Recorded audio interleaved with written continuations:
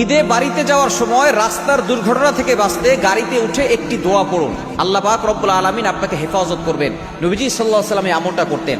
আমরা শুরুতে একটা আমল করব, যখন আমরা ঘর থেকে বের হব। আমাদের এই বাংলাদেশে ঈদের সময় এত মানুষ সড়ক দুর্ঘটনা থেকে, দুনিয়া থেকে বিদায় নেয় এবং কত ধরনের দুর্ঘটনা আমাদের দেশে হয়। সুতরাং এই দুর্ঘটনাগুলো বন্ধ করতে হবে, যেভাবে করা দরকার সেভাবে আমাদেরকে সামনে অগ্রসর হতে হবে। এবং আমরা যারা যাত্রী আছি অবশ্যই আমাদেরকে সতর্ক থাকতে হবে।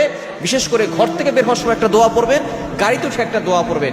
এই দুইটা দোয়া যদি আপনি পড়তে পারেন, আল্লাহ তাআলা সকল বিপদ থেকে, দুর্ঘটনা, অ্যাক্সিডেন্ট থেকে আল্লাহ আপনাকে হেফাজত করবেন। এক নম্বর আমল হচ্ছে, আপনি যখনই ঘর থেকে বের হবেন, আপনি ঘর থেকে বের হওয়ার দোয়াটা পড়বেন, বিসমিল্লাহি তাওয়াক্কালতু আলাল্লাহ লা হাওলা ওয়ালা কুওয়াতা ইল্লা বিল্লাহিল আলিয়্যিল আযীম।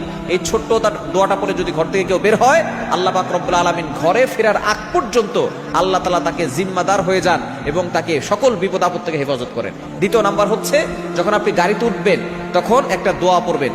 এটা পবিত্র কোরআনুল কারীমের ভিতরে আল্লাহ তাআলা নিজে কোট করে দিয়েছেন। 25 নম্বর পারা 9 নম্বর পৃষ্ঠার 3-4 নম্বর লাইন, সূরা যুখরুফের 13-14 নম্বর আয়াত। সুবহানাল্লাযী সাখখারা লানা হাযা ওয়া মা কুন্না লাহু মুকরিনিন ওয়া ইন্না ইলা রাব্বিনা লামুনকালিবুন।